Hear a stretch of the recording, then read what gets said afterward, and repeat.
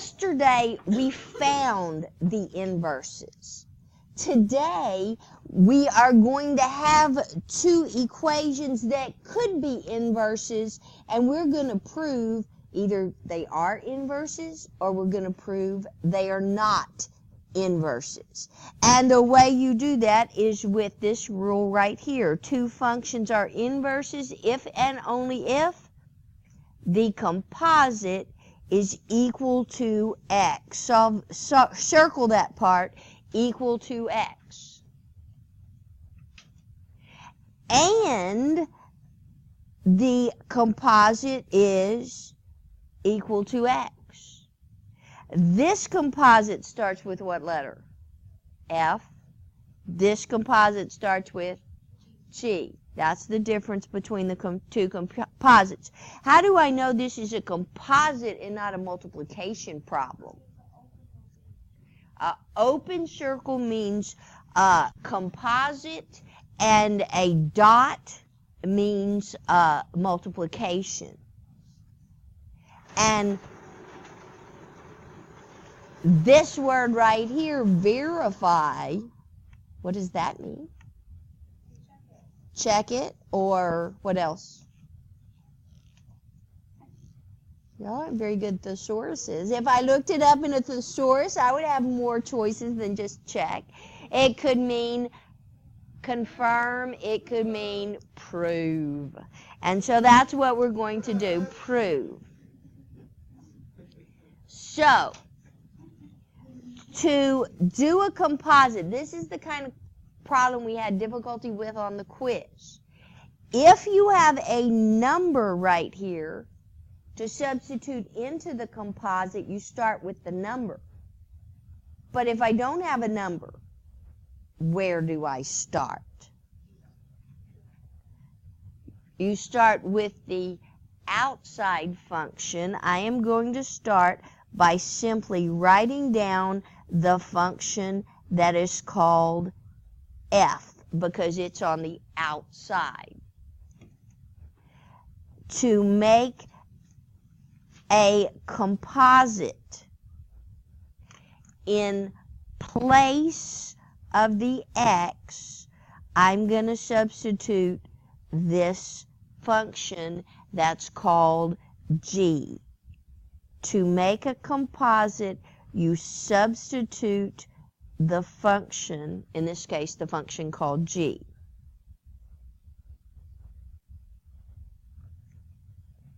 And then we have to simplify this out a little bit, clean it up so it looks a little bit better. So the first thing I need to do is multiply the 2 times the 1/2. What's 2 times 1/2?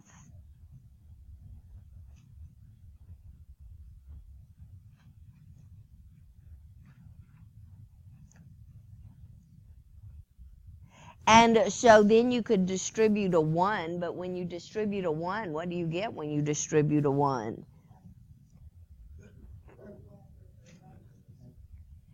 And then what's going to happen to my 7s?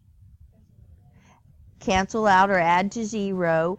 And so this composite is going to be equal to x. That's what it said I was looking for in my rule up there. It equals to x. That's what I'm looking for. Everything cancels out and only x is left. If this first composite is equal to x, then I have to do this part, and I have to do this composite. How is this composite different than the one we just did? What letter does this one start with? So I'm going to start by writing down the function called g.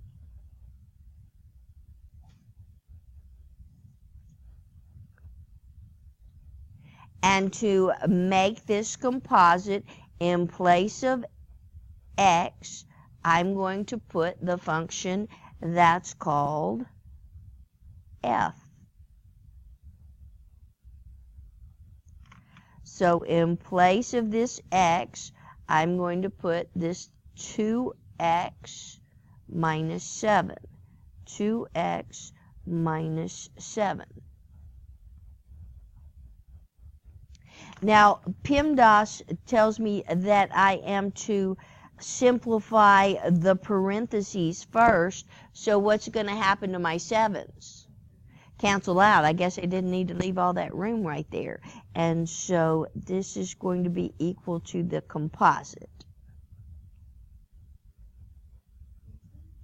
And what's that equal to? What is that going to be when I multiply half times 2?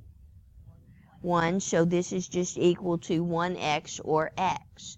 The first time I did the composite, I got an answer of x. The second composite, where I started with g first, I got an x.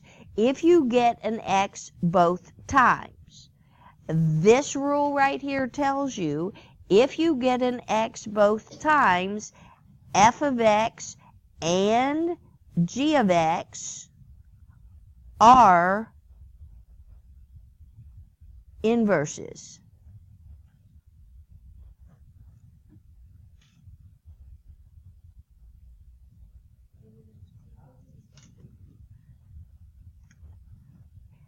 That's coming up.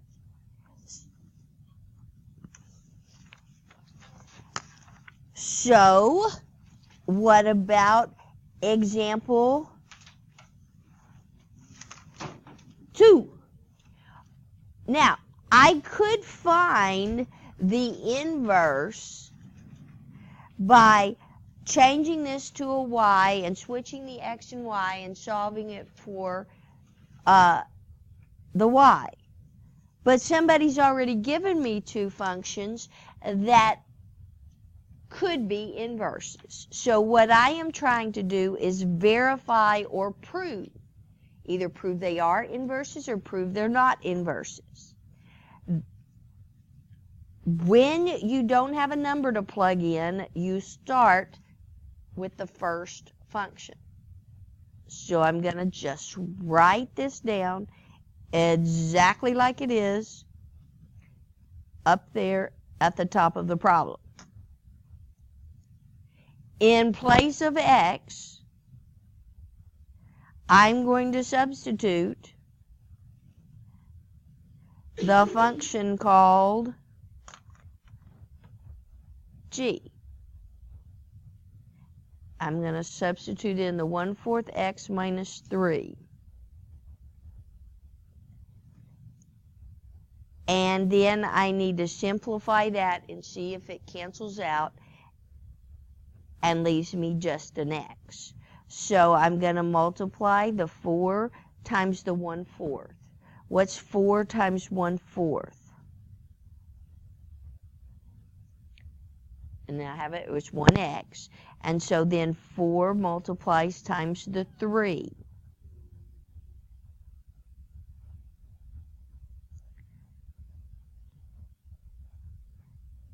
That is, oh, you could clean it up so it looks a little bit better, but is there any way that's going to reduce to equal just an x? Is there anything that's going to cancel out that 12 completely? No. And so I really don't have to continue because I know right now that this is not equal to x. Therefore, because it is not equal to x, f of x and g of x are not composite. I keep saying the wrong word. They are not inverses.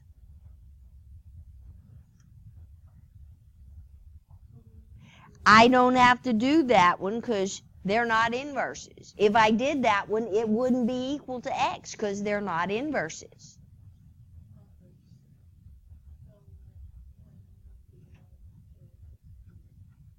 Look at problem number 1.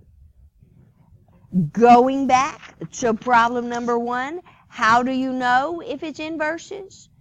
When you do the composite and you get x, you do the composite the other way around and get x both times. That's when you know it is equal to x, so it's an inverse.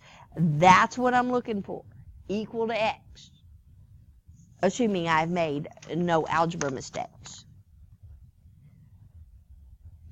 Okay, do you understand why I didn't have to do this second part over here? If you get something that's not equal to x here, it's not an inverse, it doesn't matter what happens over there. Okay. Hector, tell me where I'm going to start.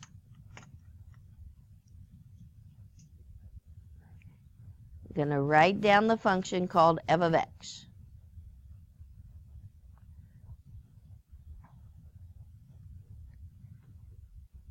Emiliano, tell me what I'm going to do next. What's the it you're talking about? The what?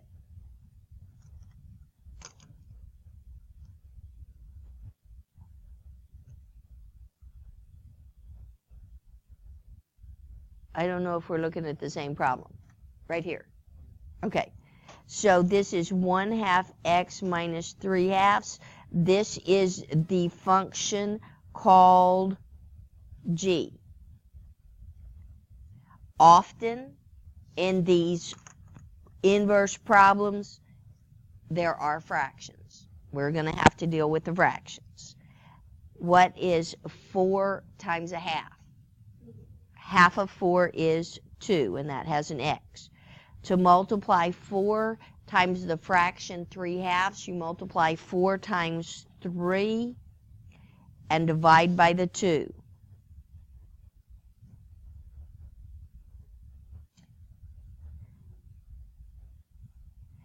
And so this will be 2x minus 6 plus 1/2.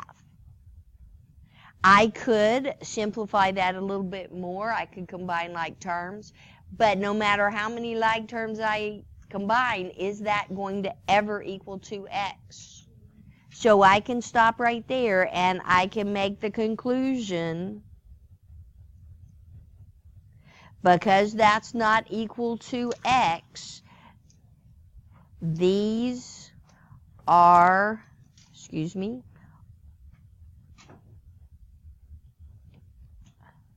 g of x and f of x are not inverses.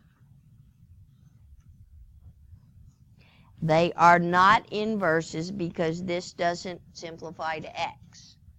I don't have to do this second part because I know right now they are not inverses. Last example.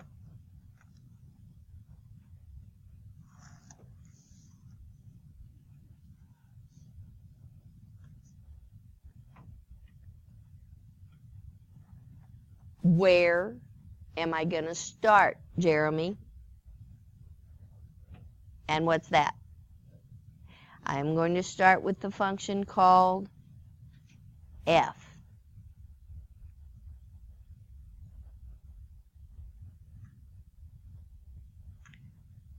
Jason, what am I going to do next?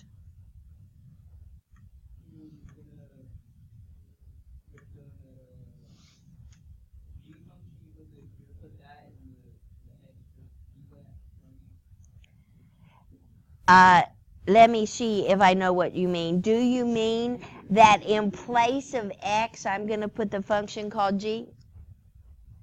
I'm going to put this in place of x?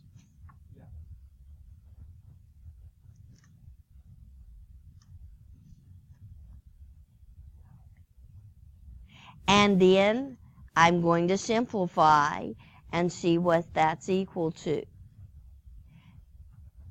So, do you understand by this bar going across that the 20 is divided by 2 and the 2x is divided by 2? So I'm going to make that a little bit more obvious, and the reason I put parentheses around it is because all of this is subtracted. So 20 divided by 2 is 10, and the 2x's cancel. But what am I going to do with this negative? I'm going to distribute that negative. Minus a minus is going to make a plus x. What's going to happen to my tens? And so the composite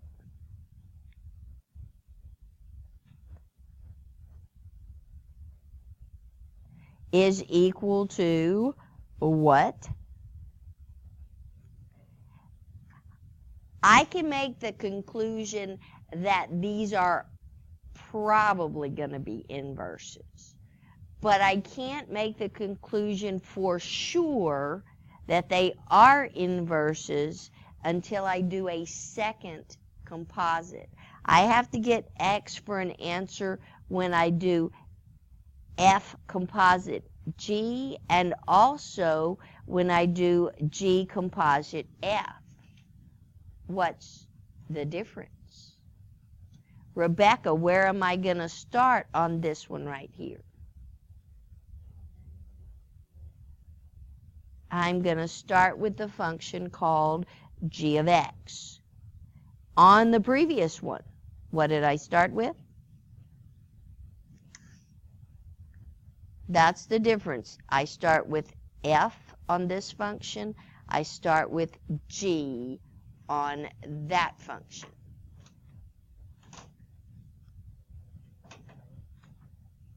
I'll give it to you in just a minute. So now what comes next?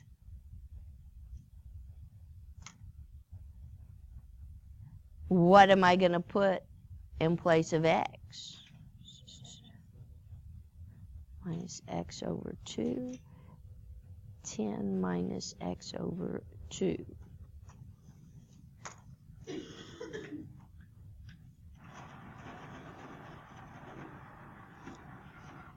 So I'm going to simplify this a little bit to see what that's equal to. If I distribute a negative 2 and I distribute a negative 2, negative times negative would make a positive 2x over 2. What's going to happen to my 20s? And those are going to cancel out, so what's left? I got an x for the answer here. I got an x for the answer there. So I can make the conclusion, because I got x's both times, therefore I know that f of x and g of x are inverse functions.